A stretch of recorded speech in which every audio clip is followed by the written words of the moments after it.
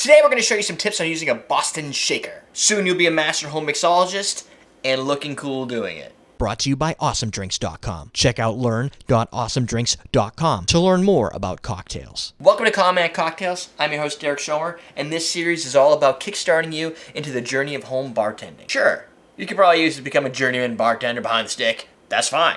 But I'm just going to give it to you in a very casual manner and try to be funny while I do it. So, mash the like button, subscribe. If you're on learn.awesomedrinks.com, just keep learning.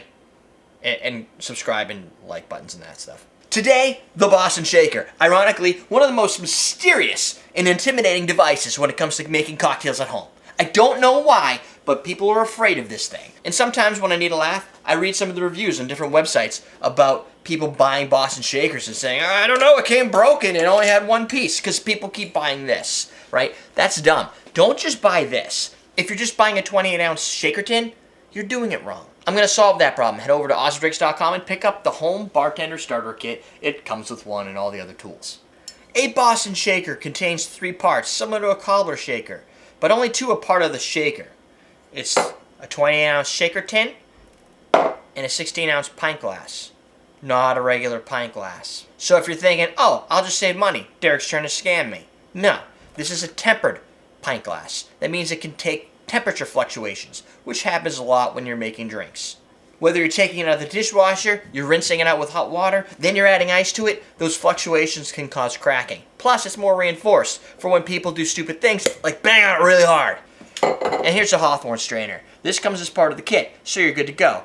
If you say, I don't want a Home Bartender Starter Kit, I've already got a bunch of this crap at home, but I don't have a shaker, guess what? Awesome Drinks sells just shaker kits, which are just these 3 pieces together, and you can pick between a glass and an 18-ounce tin.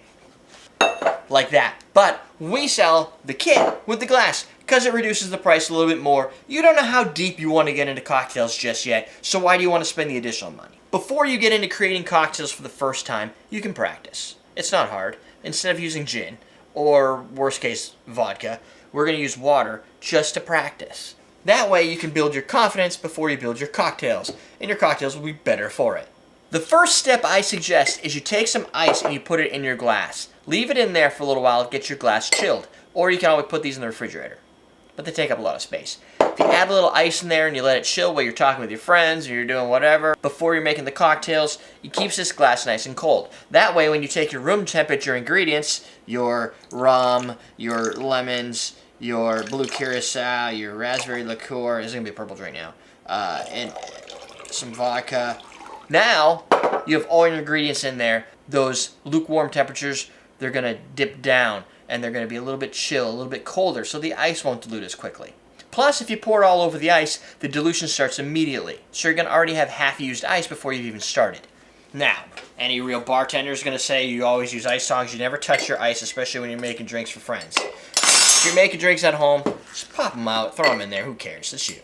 So you put your recipe into the pint glass. You add anywhere from a half to 3/4 full of ice. I use large cubes with our Tavola Perfect Cube ice cube trays available at awesomedrinks.com. So they're a little bit bigger, a little bit bulkier, so they pop out faster.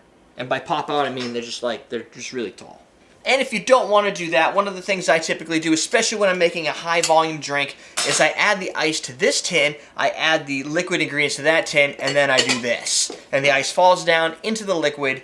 That's how my step-by-step process would go, but then there's the way you really do it, which is however you feel comfortable doing it.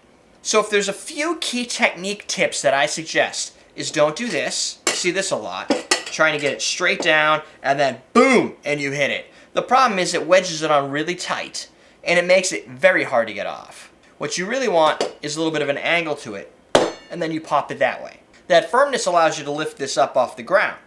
But I didn't have to hit it really hard. I didn't pound it in there, because all that does is generate a lot of tension on here, has that chance of breaking that glass if there are any type of fragments or fractures or any types of weaknesses in the glass, especially if you just used a pint glass because your buddy was drinking a beer. It also makes it really hard to get it off, and then you start to hate Boston Shakers. That little amount of energy is all I needed. When you turn this sucker over, I don't really care if you're doing this at home by yourself or for friends. It's just like using your left and right signals when you're driving when there's nobody in front or behind you. You do it for good practice.